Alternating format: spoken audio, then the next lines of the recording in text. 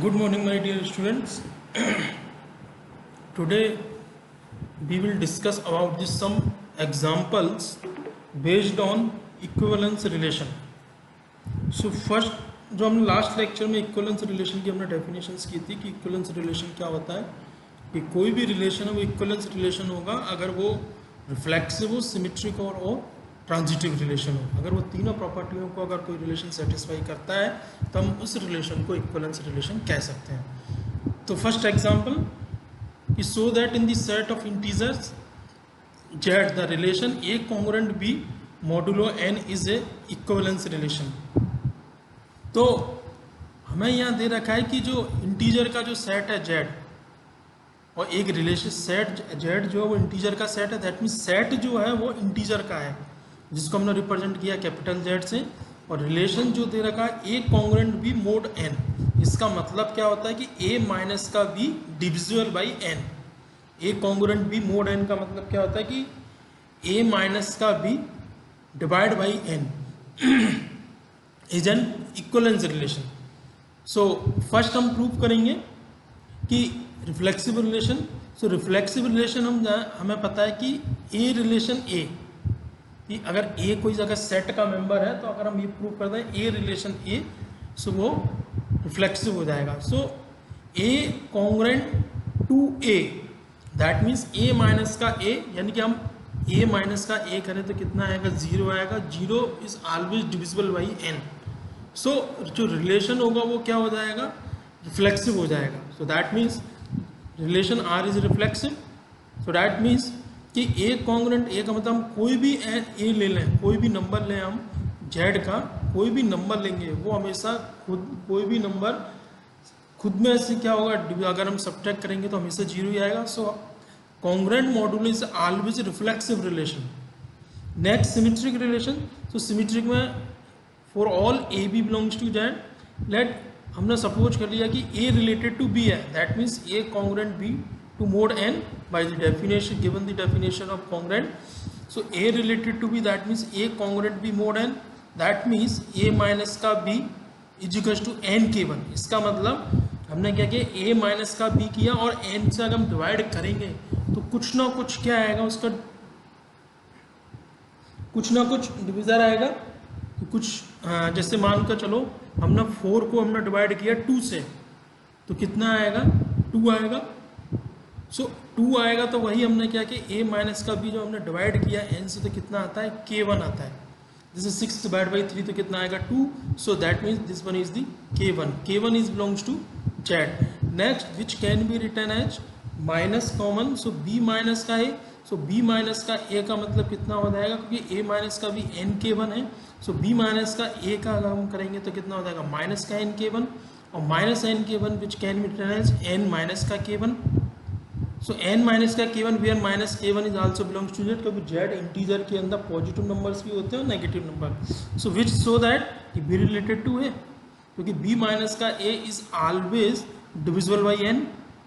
So that means b related to a, तो हम लेके चले थे a रिलेटेड टू b, हमने प्रूव कर दिया b related to a। Hence for all a b belongs to Z, a related to b then implies that b related to a, hence z is a r is a symmetric relation. Next transitive relation.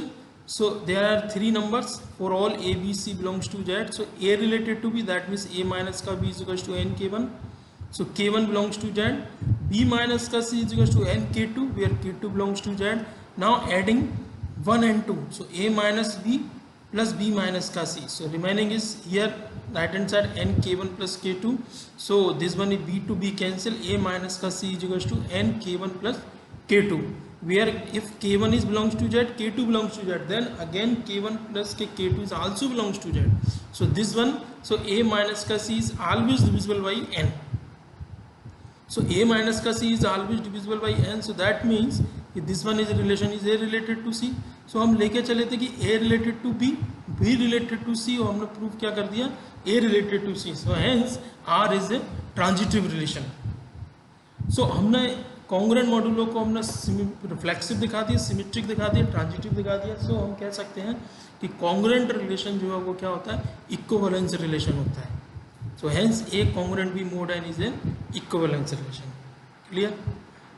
एक और example है कि if a relation P is defined on a set of real numbers R, कि जो P जो relation है वो define किस तरीके से है, ये रहा 1 plus a b is greater than 0, और जो नंबर हैं सेट के वो किसके हैं, रियल नंबर्स के हैं। So that this relation is reflexive and symmetric but not transitive, कि जो रिलेशन होगा वो रिफ्लेक्सिव है, सिमेट्रिक है, बट ट्रांजिटिव नहीं है।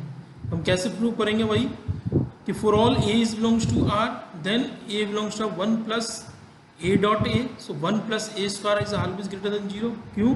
क्योंकि A square is always positive, 1 is positive, so 1 plus a square is always positive, so this one relation is APA, so P is reflexive, symmetric, APB, P is the relation, so 1 plus, by the definition 1 plus a dot b is greater than 0. अब dot a dot b can be written in b dot a in real numbers, 2 cross 3 is equals to 3 cross 2. So a dot b can be written b dot a, which is always greater than 0, so which is a BPA. So P is a symmetric relation. Now transitive में हमने एक absolute case हमने find out कर लिया कि if a equal to मैं 1 लूँ, b equal to 1/2 और c equal to -1, so 1p 1/2 किया, सो 1 प्लस 1 डॉट 1/2 इक्वल टू कितना था, 3/2 इज ग्रेटर देन 0। फिर 1/2 p माइनस का 1 किया तो ये आएगा 1/2 greater than 0। So that means a related to b, b related to c। Now check a related to c, so 1p minus का 1 is 0 is not greater than 0, so hence कि p is a not transitive. क्योंकि हमें ये पता है कि हम mathematics में अगर हमें कोई भी रिजल्ट ट्रू करना है या फॉल्स बताना है, तो फॉल्स के लिए हम कोई भी एक ऐसा केस सर्च कर लें जिससे रिजल्ट फॉल्स हो जाए, और ट्रू के लिए हमें फॉर ऑल करना होगा। सो हमने यहाँ से प्रूव किया कि जो p जो है वो रिफ्लेक्सिव है, सिमेट्रिक है, but not transitive. This one is the very very important theorem. If R is an equivalence relation on a set A, then prove that R inverse is also equivalence relation on A।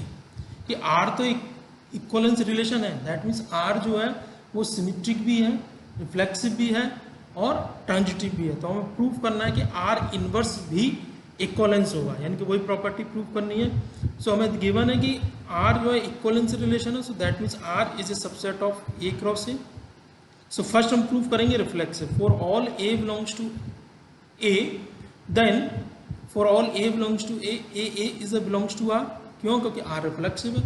अगर R reflexive है तो इसका inverse क्या होगा, हमने ये पता है कि A भी बिलोंग्स टू R है, तो B A belongs to R inverse होता है, क्योंकि दोनों एलिमेंट सेम है, तो A belongs to R inverse, which so that R inverse is an reflexive relation. Next हमने for all A B belongs to A, अब हम लेके चले कि A B belongs to R inverse, तो हमें प्रूव करना है B A belongs to R inverse. So if A B belongs to R inverse, that means B A belongs to R. अब B A belongs to R है तो हम उसको A B belongs to R लिख सकते हैं। क्यों? क्योंकि आर सिमेट्रिक है। A B belongs to R है तो इसका मतलब बी ए बिलोंग्स टू क्या हो जाएगा, R inverse.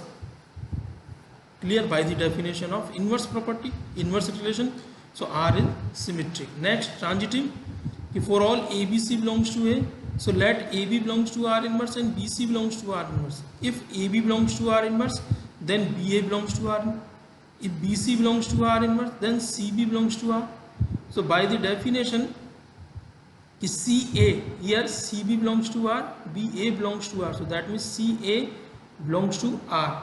Since R is transitive, if CA belongs to R, then AC belongs to R inverse. So hence AB belongs to R inverse, BC belongs to R inverse. We proved AC belongs to R inverse. Hence R inverse is a transitive relation. So R inverse is an equivalence relation because कि हमने क्या prove किया कि R inverse reflexive भी है, symmetric भी है और ट्रांजिटिव रिलेशन भी है। सो हमने R inverse and equivalence relation, इस तरीके से हम कोई भी जो रिलेशन है, जो अगर इक्वलेंस रिलेशन का अगर हमें पूछा जाता है क्वेश्चन में कि हमें शो करना है कि कोई एक रिलेशन गिवन होगा, कोई एक सेट गिवन होगा, कि इसको हमें प्रूव करना है कि इक्वलेंस रिलेशन है या नहीं, तो आपको इसी तरीके से तीन ही प्रॉपर्टियों को प्रूव करना होगा। नेक्स्ट एक आता है partial order relation. Partial order relation में भी कर सकते हैं, सेम थिंग होगा। पार्शियल ऑर्डर में सिर्फ चेंज क्या होगा, सिमेट्री की जगह में क्या चेंज करना होगा, एंटी सिमेट्रिक। इससे रिफ्लेक्सिव हो, एंटी सिमेट्रिक हो, ट्रांजिटिव रिलेशन हो। तो हम उससे कह सकते हैं कि वो रिलेशन पार्शियल ऑर्डर रिलेशन होगा। Okay, thank you.